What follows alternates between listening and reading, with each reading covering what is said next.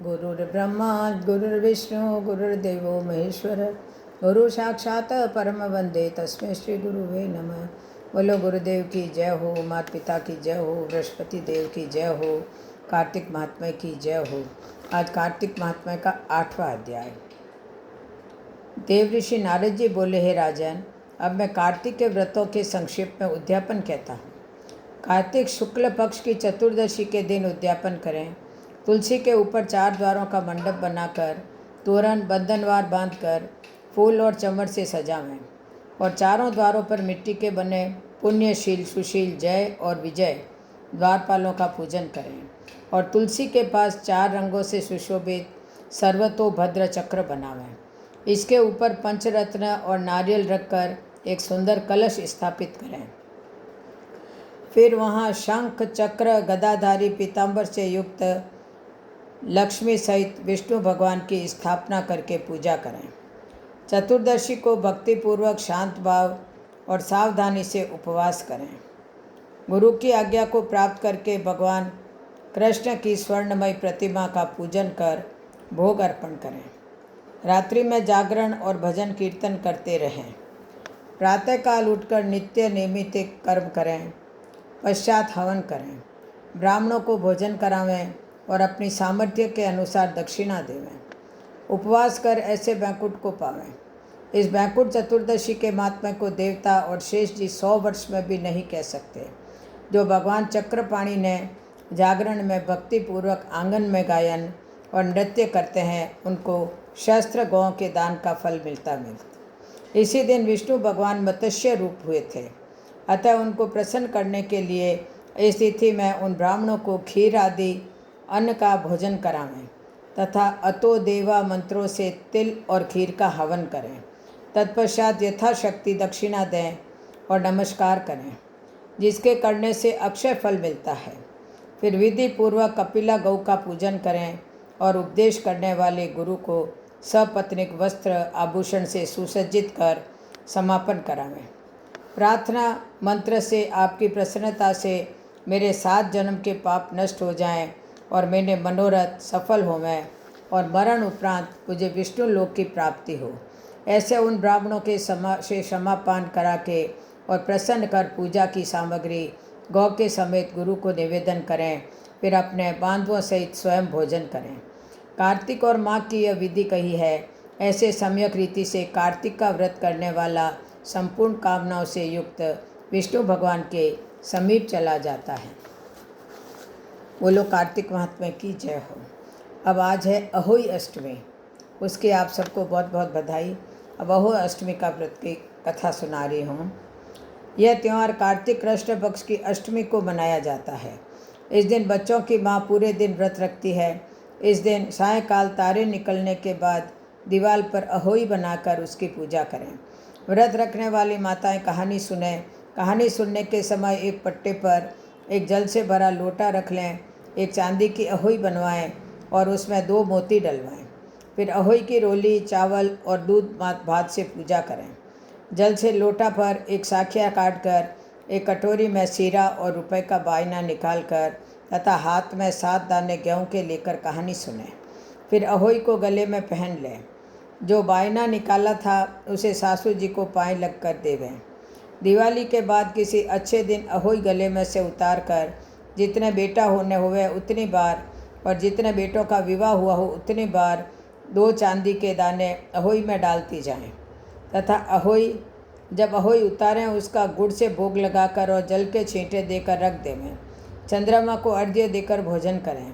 इस दिन ब्राह्मणों को पेठा दान में अवश्य देना चाहिए। यह व्रत छोटे बच्चों के कल्याण के लिए किया जाता है।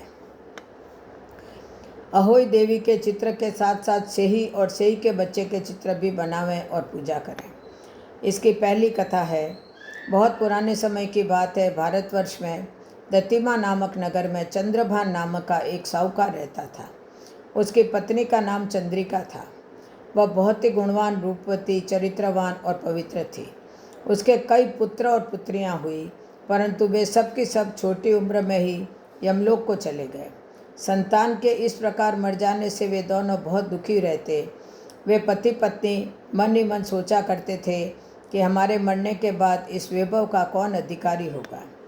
एक दिन उन दोनों ने निश्चय किया कि सब धन दौलत त्याग कर जंगल में निवास किया जाए। ऐसा निश्चय कर उस दूसरे दिन ही दोनों सब घर आदि भगवान भरोसे छोड़कर जंगल में चल दिए। चलते चलते जब दोनों थक जाते थे तो बैठ जाते थे, फिर चलने लगते। इस प्रकार वे दोनों चलकर बद्रिकाश्रम के समीप शीतल कुंड के पास पहुँचे। वहाँ पहुंचकर दोनों ने मरने का निश्चय करके अन्न जल त्याग कर बैठ गए। इस प्रकार बैठे बैठे उन्हें 7 दिन हो गए। 7वें दिन आकाशवाणी हुई कि तुम लोग अपने प्राण मत त्यागो, यह दुख तुम्हें पूर्व जन्म के पापों के कारण मिला है। अतः हे साहूकार, अब तुम अपनी पत्नी से अहोई अष्टमी के दिन, जो कार्तिक कृष्ण पक्ष को आती है, व्रत रखवाना। इस व्रत के प्रभाव से अहोई नाम की देवी प्रसन्न होगी और तुम्हारे पास आएगी। तब तुम उस देवी से अपने पुत्र की दीर्घायु मांगना। व्रत के दिन रात्रि को तुम राधा कुंड में स्नान करना।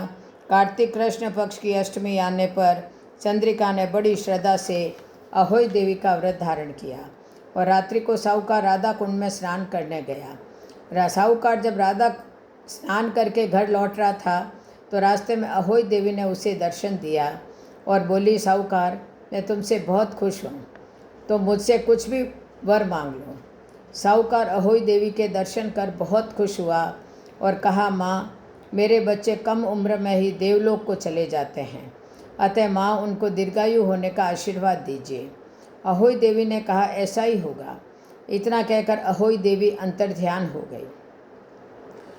कुछ दिन बाद साहूकार के एक पुत्र पैदा हुआ, जो बड़ा होने पर विद्वान, बलशाली, प्रतापी तथा आयुष्मान हुआ। यदि किसी स्त्री के बेटा हुआ हो या बेटे का विवाह हुआ हो तो अहोई व्रत की समाप्ति का उत्सव करें। एक थाली में 7 जगह 4-4 पूड़ी और थोड़ा थोड़ा सीरा रखें। इसके अलावा एक साड़ी और एक ब्लाउज 1 रुपया के साथ थाली में रखकर और थाली के चारों ओर हाथ फेर कर और अपनी सासू जी के पाँव लगाकर उन्हें दे दें। सासू जी साड़ी और ब्लाउज अपने पास रख लें, सीरा पूड़ी का बायना बांध देवें। यदि लड़की कहीं अन्य जगह हो तो उसके लिए बायना वहीं भेज दें। अब अहोई माता की आपको दूसरी कहानी सुना रही हूँ। एक साहूकार था, उसके 7 पुत्र और 7 बहुएं तथा 1 पुत्री थी। दीपावली से कुछ पहले कार्तिक वदी 8म को 7 बहुएं अपनी इकलौती ननंद के साथ जंगल में खदान से मिट्टी खोदने गई। जहाँ वे सब मिट्टी खोद रही थी वहीं एक श्याऊ की मान थी।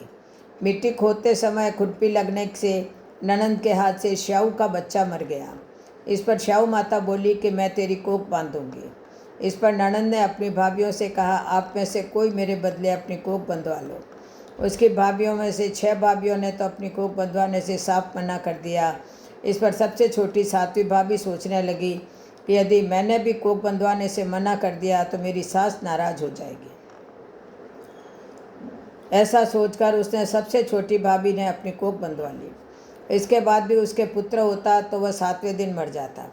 इस पर एक दिन उसने पंडित को बुलाकर पूछा, क्या बात है कि मेरी संतान उत्पन्न होने से 7वें दिन क्यों मर जाती है। इस पर पंडित ने कहा, तुम सुरई गाय की पूजा किया करो। सुरई गाय श्याऊ माता की भाईली है। वह जब तेरी कोख छोड़ेगी तभी तेरा बच्चा जिएगा। पंडित के ऐसा बताने पर छोटी बहू रोज़ सवेरे उठकर चुपचाप सूरी गाय के नीचे सफाई कराती।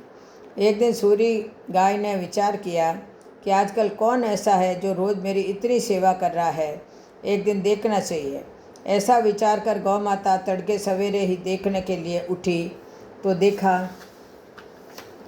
कि एक साहूकार के बेटे की बहू उसके नीचे की जगह की सफाई कर रही है। इससे प्रसन्न होकर सुरई गौ माता ने कहा, तुमने मेरी बड़ी सेवा की है, तुम जो चाहो सो मुझसे मांग लो। तो साहूकार की बहू बोली, हे सुरई गौ माता, श्याऊ माता आपकी भाईली है, उन्होंने मेरी कोख बांध रखी है, आप उनसे मेरी कोख छुड़वा दो। इस पर गौ माता 7 समुद्र पार अपनी भाईली के पास उसे लेकर चली। रास्ते में कड़ी धूप थी तो वे एक वृक्ष के नीचे विश्राम करने लगी। थोड़ी देर में एक सर्प आया और उसी पेड़ पर गरुड़ पक्षी के बच्चे को डसने लगा। तब साहूकार की बहू ने सर्प को मारकर उसी जगह दबा दिया और बच्चे को बचा लिया। थोड़ी देर में गरुड़ पक्षिणी आई और वहाँ खून पड़ा देखकर साहूकार की बहू से चोंच मारने लगी। इस पर वह बोली, मैंने तुम्हारे बच्चे को सांप के डसने से बचाया है, यह देख यह मरा रहा मरा सांप। गरुड़ पक्षिणी सर्प को देखकर सारी बात समझ गई और बोली, तुमने सर्प मारकर मेरे बच्चे के प्राण बचाए हैं, तुम जो चाहो सो मांग लो। वह बोली, 7 समुद्र पार शैव माता रहती है, तुम मुझे उनके पास पहुंचा दो। इस पर गरुड़ पक्षिणी ने उन दोनों को अपनी पीठ पर बिठाकर शैव माता के पास पहुंचा दिया। उन्हें देखकर शैव माता बोली, आओ बहन, तुम बहुत दिनों बाद आई हो। फिर बोली, मेरे सिर में बहुत जुएँ पड़ गई है, उन्हें निकलवा दो। इस पर सुरई गाय ने साहूकार की बहू से कहकर शैव माता की जुएँ निकलवा दी। इस पर शैव माता ने कहा, तुमने मेरे सिर से मैं 7 बार सलाई डालकर सफाई की है, इसे प्रसन्न होकर मैं तुम्हें आशीष देती हूँ कि तुम्हारे 7 बेटे और 7 बहुएँ हो। वह बोली, मेरे तो एक भी बेटा नहीं है, 7 बेटे कहाँ से होंगे। इस पर शैव माता बोली, क्यों, क्या बात है, ऐसा क्यों है। इस पर उसने कहा कि यदि आप मुझे वचन दें तो मैं सारी बात कहूँ। वह बोली, जाओ, वचन दिया, सच सच कहो। वचन से विमुख हूँ तो धोबी कुंड की कंकरी बनूँ। इस पर साहूकार की बहू बोली, मेरी कोख आपके पास बंद पड़ी है। इस पर शैव माता बोली, अरे अब पहचाना, तू तो वही है, तुमने तो सचमुच मुझे ठग लिया। वैसे तो मैं तेरी कोख नहीं खोलती, पर अब खोलनी ही पड़ेगी, वचन जो दे चुकी हूँ। जहाँ तेरे 7 पुत्र होंगे और 7 बहुएँ होंगी, तुम घर जाकर व्रत का उद्यापन करना। अब शैव माता की आशीष लेकर वह जब घर आई तो देखा कि वहाँ पहले 7 बेटे और 7 बहुएँ बैठी उसका इंतजार कर रही है।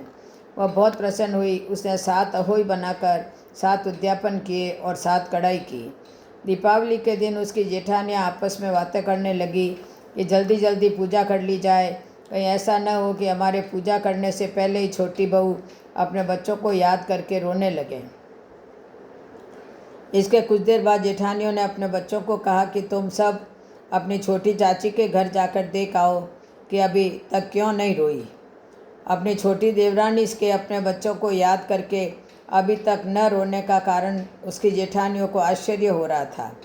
अपनी छोटी चाची के घर से लौटकर बच्चों ने अपनी माँ को बताया कि छोटी चाची अहोई मान रही है, खूब उद्यापन कर रही है। इस समाचार को सुनकर उसकी सभी जेठानियाँ भागी हुई उसके पास आई और उससे पूछने लगी कि तुमने अपनी कोख बंधवा ली थी, फिर कैसे छुड़ाई। क्या कहूँ, पर इतना ज़रूर कहती हूँ कि मेरी कोख शैव माता ने खोल दी है। यह सब उनकी ही कृपा है। अब मैं व्रत कर रही हूँ, उद्यापन कर रही हूँ। हे शैव माता, जैसे आपने साहूकार की बहू की कोख खोली, वैसे सबकी खोलना, हमारी भी कोख खोलना, कहने वाले की कोख खोलना, हमारी भी, हमारे परिवार की भी, तथा हुंकारा भरने वाले की भी कोख खोलना। इस व्रत को विधान सहित, भक्ति सहित करने से संतानहीन माताओं को संतान प्राप्त होती है। मनोकामना पूरी होने के बाद इस व्रत का उद्यापन अवश्य करना चाहिए। बोलो अहोई माता की जय हो। अब मैं आपको, आज गुरुवार है, गुरुवार की कथा सुना रही हूँ।